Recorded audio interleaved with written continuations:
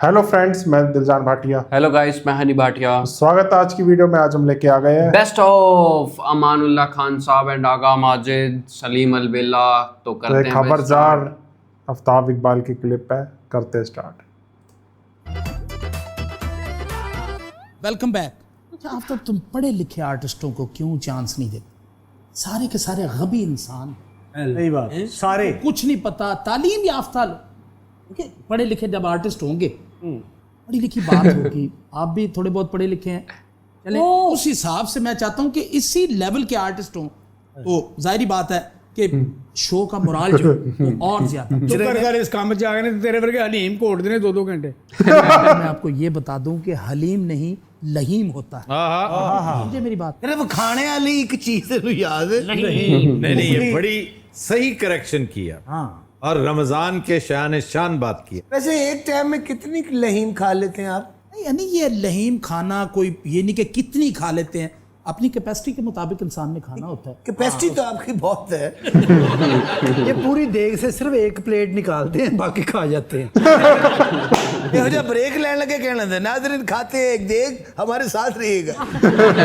अच्छा आफ्ताब, मैं शो अच्छा ढोना ला तो पीछे डिग पड़ना है यार, बात तो कर ले दो। हमारा जो मिनी थिएटर है, इसमें मैं चाहता हूँ कि एक छोटा सा खूबसूरत सा किचन हो, और सुना है कि आप बड़े अच्छे कुक हैं, तो उस शो में मैं आपको लेना चाहता हूँ बतौर शेफ। ऐसे होस्ट नहीं, बतौर शेफ। बतौर शेफ।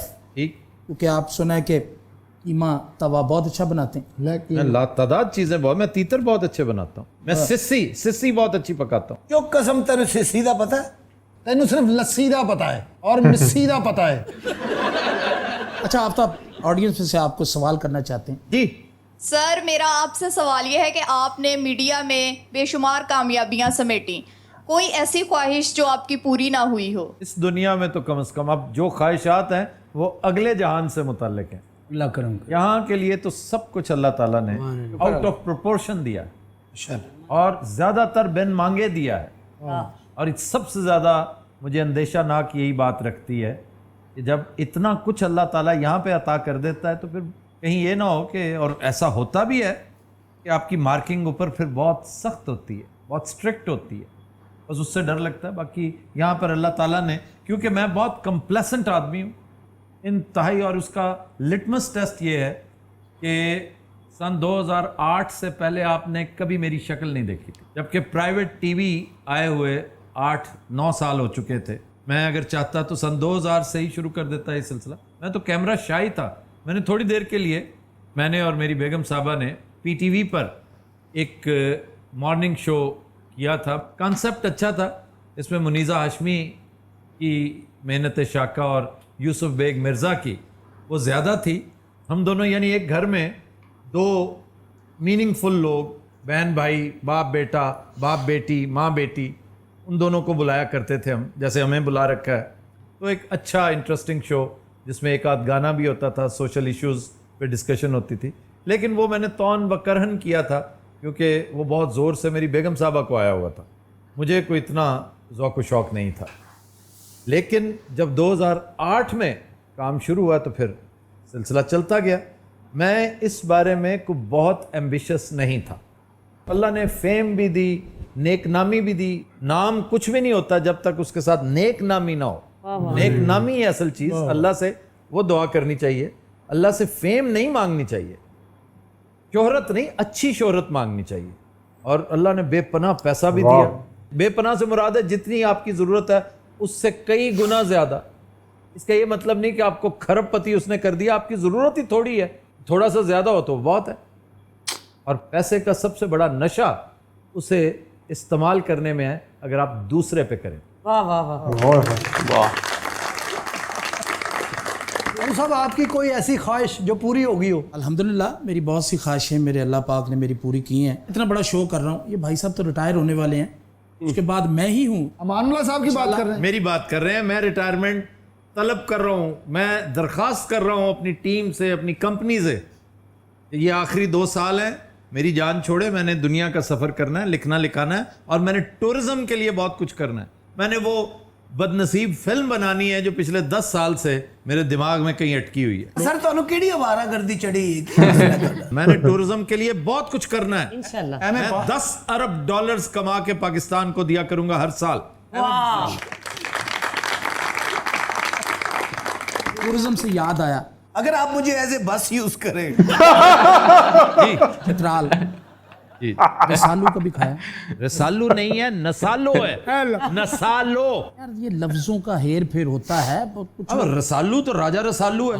अच्छा रसालू बंदा कह रहा है कि मैं 10 अरब डॉलर मुल्क ਨੂੰ ਦਿਆਂਗਾ सालाना। हैरत है कि अमानुल्लाह ने उस बात को रजिस्टर किया कि इतनी आम बात है, इसको थोड़ा सा डिस्कस कर लो, तो एकदम नसालों की तरफ ले गया। सालों ले गया।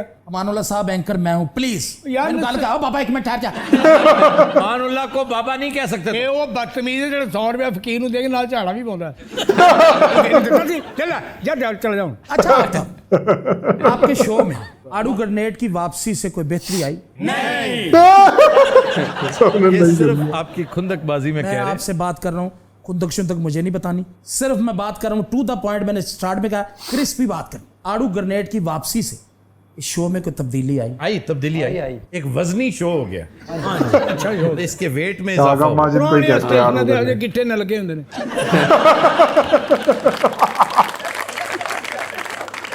कोई एंकर ने तैयारी नहीं की, इसको आफ्ताब इकबाल के बारे में पता कुछ नहीं है। मैं कह रहा हूँ कि सीट बेल्ट एक सफरनामा लिखा था आफ्ताब इकबाल ने, पता है? उसका मुझे नहीं पता। तो पूछो कि भाई टूरिज्म अगर शुरू अब करना है, इतना सब कुछ करके, आर्ट और क्राफ्ट की इतनी खिदमत करके, तो आप में तो जरासीम उस वक्त थे जब सीट बेल्ट लिखा, तो बराह रास्त क्यों नहीं टूरिज्म पे आ गए? हमें 10 अरब डॉलर सालाना अब तक मिल जाते, हमें IMF के पास न जाना पड़ता। एडा सवाल- आया कुछ अकल शरीफ में? एडा सवाल ਉਹਦੇ ਫੁੱਫੜ ਨੂੰ ਵੀ याद नहीं होता। अच्छा बाकी तुम कर लो जो सवाल करना, चलो करो। मेरा सीधा सवाल है आफ्ताब, आपने उर्दू कॉलम भी लिखे हैं, अंग्रेजी कॉलम भी लिखे, बेस्ट कॉलम कौन सा लगा? बेस्ट कॉलम तो अब नहीं कहा जा सकता। एक सीरीज ऑफ कॉलम्स मैंने उर्दू हस्बे हाल जब मैं कॉलम लिखा करता था, अब तो अरसा हो गया कॉलम लिखने की फुर्सत ही नहीं, लेकिन बहुत कम कॉलम्स मैंने न्यूज़ वीक के लिए लिखे हैं।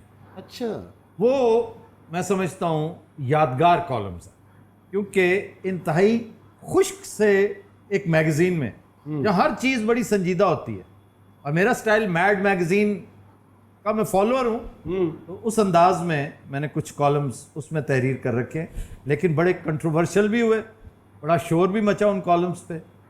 तो मैं यंगस्टर्स से कहूँगा कि वो कॉलम्स पढ़ें, आपको लुत्फ़ आएगा कि न्यूज़ वीक में भी हम इसी अंदाज के कॉलम्स, मैं मसलन चंद दिन पहले कोट कर रहा था किसी को कि एक वाक़या हुआ कि पाकिस्तानी सरहद अबूर करके लोग उसामा बिन लादेन को पकड़ने आ गए। अब उनके पास बड़े मॉडर्न गनशिप्स थी, उनके पास चनूक था, उनके पास अपैची था, अच्छी ये बड़े मॉडर्न हेलीकॉप्टर्स हैं।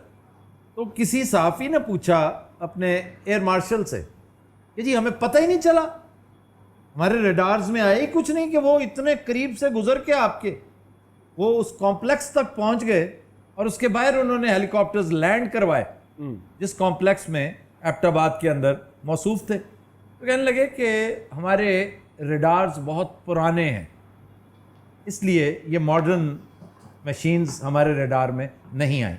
तो मुझे बहुत दुख हुआ सुन के कि हम तो इतना पैसा खर्च करते हैं इन सारी चीज़ों पर। मेरे एक कॉलम का उन्वान था Raiders of the Lost Ark, Raiders of the Lost Ark से Raiders of the Lost Ark. उस पर जनरल कियानी साहब बड़े बरहम हुए थे। तो ये कमाल होता है मज़ेदार बात का कि आप गॉसिप भी लिखें, लेकिन ऐसी हो कि दूसरे के दिल पे लगे कि यार ये क्या बात हुई। तो अब क्या प्राउड हो गए हो कि कॉलम नहीं लिखते? नहीं, मेरे पास टाइम नहीं, वरना कॉलम लिखना तो ऐसे ही है जैसे आप स्टेज पे जाते हैं, आप मर रहे होते हैं स्टेज पे जाने के लिए क्योंकि आपको बहुत पसंद है।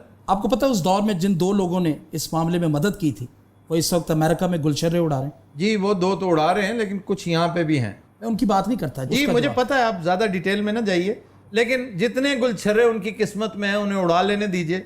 अल्टीमेटली बकरे की माँ अब तक खैर मनाएगी। ਅੱਛਾ ਵੱਡੀਆਂ ਵੱਡੀਆਂ ਫੈਮਲੀਆਂ, ਵੱਡੀਆਂ ਵੱਡੀਆਂ ਫੈਕਟਰੀਆਂ ਦੇ ਮਾਲਕ ਇਹੋ ਜਿਹੇ ਬੱਚੇ ਨੂੰ ਕੋਠੀ 'ਚ ਕਹਿਣ ਦੇ ਲੋਕਾਂ ਨੂੰ, ਇਹਦੇ ਸਦਕੇ ਸਾਰਾ ਕੁਝ ਅੱਲਾ ने ਦਿੱਤਾ। गोया आपके ख्याल में ये सादत हसन मंटो का वो कैरेक्टर है कमाऊ पूत, याद है उसका बड़ा मशहूर अफसाना कमाऊ पूत?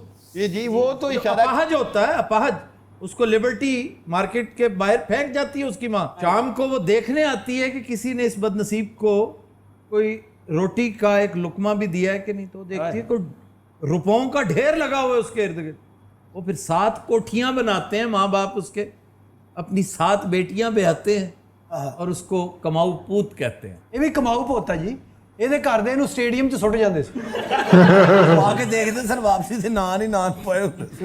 अच्छा तब सुना तुम एक कूड़ आदमी हो, रमजान में भी एक्सरसाइज करते हो।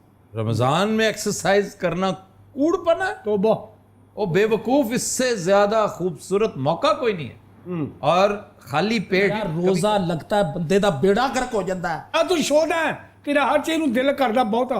यही तो वक्त होता है बर्दाश्त का, तज़किया इसी को कहते हैं कि जब दिल करता है ना अपने आप को कंट्रोल में, ये दिल ही है जिसको कंट्रोल कर ले। जिस दिन आपने अपना दिल कंट्रोल कर लिया, दिल मैं क्या है, बात हो रही थी एक्सरसाइज की, रोजे की। क्या मानल्ला रोजा लगना चाहिए, रोजा लगवाना तो नहीं चाहिए।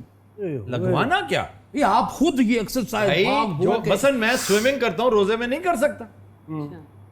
मेरा बुरा असर है कि मैं स्विमिंग को मिस करता हूँ, लेकिन कर रोजा रख के आप स्विमिंग कर ही नहीं सकते। और उसमें आपको पता है कि रोजा टूटने का खदशा होता है। उसमें 99.9% रोजा टूटता है, आपको पता नहीं भी चलता रोजा टूटता है। इसलिए इसका चूंकि एहतमाल इतना ज्यादा है, आपको स्विमिंग नहीं करनी चाहिए। आप हल्की फुल्की वेट ट्रेनिंग करें, आप अच्छी सी कोई चीज लगा ले, रोफ क्लासरा की गुफ्तगू लगा ले और ट्रेडमिल पे चढ़ दे और मजा भी करें, एंजॉय भी करें। ट्रेडमिल दी समझ आवे ना ओदी गुफ्तगू दी आवे। नहीं नहीं नहीं, उसकी तो बड़ी मजेदार गुफ्तगू होती है। ब्रिटिश करंसी रियल ਉਹਦੇ ਉੱਤੇ ਇਹੋ ਜਿਹੀ ਡਰੀ ਫੋਟੋ ਹੁੰਦੀ।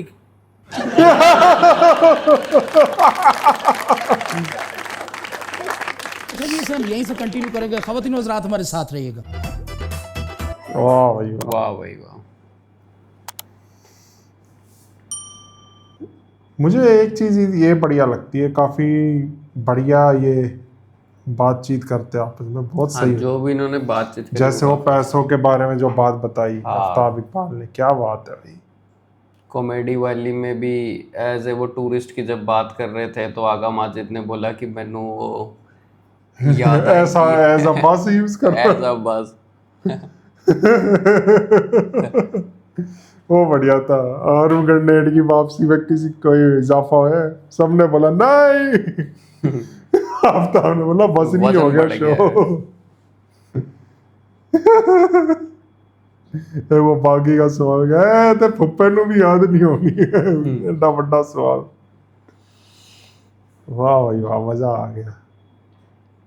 अमानुल्लाह खान साहब तो है ही इसमें, मतलब हंसी मजाक में भी कितनी बढ़िया बढ़िया बातें कर जाते हैं। वो चीज़ मुझे काफ़ी पसंद है, ये कॉन्सेप्ट आफ्ताब इकबाल का। तो चलो यार, बताना कैसा लगा रिएक्शन। वीडियो रिएक्शन पसंद आया तो नीचे थैंक्स बटन है जाके दबा देना। और जिन लोगों को नहीं पता है, खई ड्रामा शुरू हो चुका है रिएक्शन चैम्बर चैनल पर, डिस्क्रिप्शन में लिंक है, जाओ जाके देखो। हम मिलते हैं नेक्स्ट वीडियो में। Bye bye.